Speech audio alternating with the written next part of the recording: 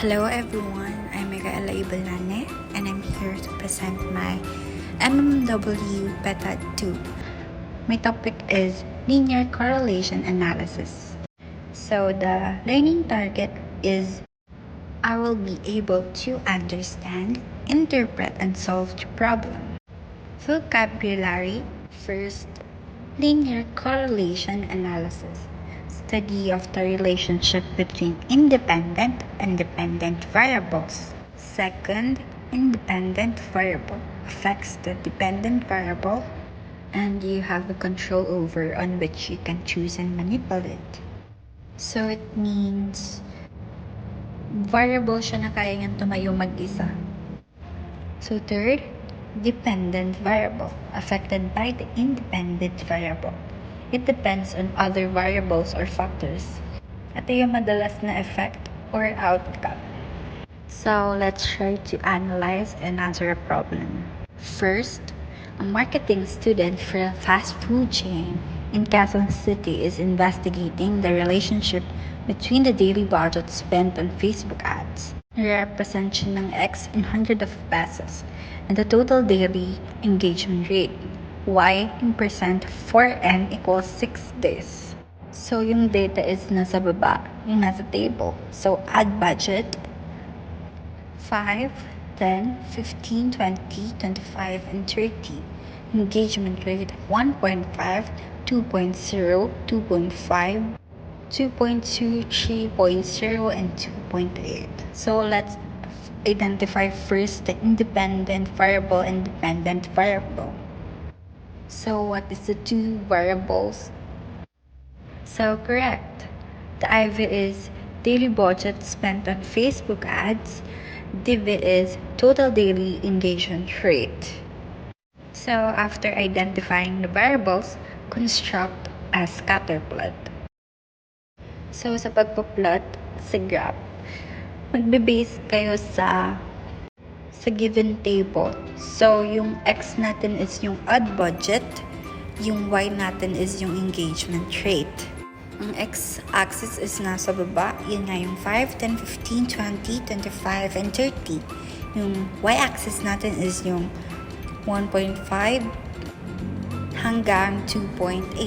So, sa graph, dahil hindi siya pantay-pantay ng interval, kayo na bahala magpantay-pantay ng interval basta nandun yung mga pagkakasunod-sunod ng nasa table. Pagtapos ng plotting, mag-i-interpret tayo based dun sa na-plot natin. So, interpretation, for every 100 increase in ad budget, engagement rate increases by about 5.26%.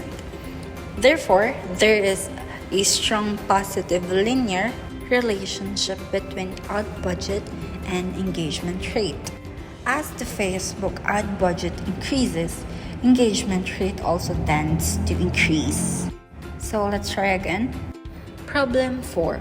An environmental engineering student at Adamson University is analyzing data near the Mabini Bridge to see if the volume of vehicular traffic affects air quality. They measured the number of vehicles passing per hour, represent X in hundreds, and the PM 2.25 concentration, Y and over N equals 5 different hours. The data is vehicles as Y, 2, 8, 15, 10, and 20. Y is the PM 2.5 as 60, 45, 70, 50, and 85. So after analyzing, identify the independent and dependent variable. So what is it? Correct. It is numbers of vehicles per hour as independent variable and PM 2.5 concentration as dependent variable. Next, scatter plot. We plot based on the given data also. So interpretation, for every 100 more vehicles per hour, PM 2.5 increases by about 1.7 T. Therefore, there is a moderately strong positive linear relationship between number of vehicles and PM 2.5 levels. So, more vehicles generally coincide with higher PM 2.5 concentration. So, process. There are two processes to identify the relationship between the two variables. The one that I discussed is the scatter plot, wherein you plot the data and analyze the points in the graph. You interpret their relationship based on the plot that is from the given data. The other process is called Pearson correlation coefficient. The degree of linear association or relationship between two variables at least of interval scale is measured by a correlation coefficient denoted by R. So, nasa right side yung given interpretation and given formula pag gagamitin yung Pearson correlation coefficient.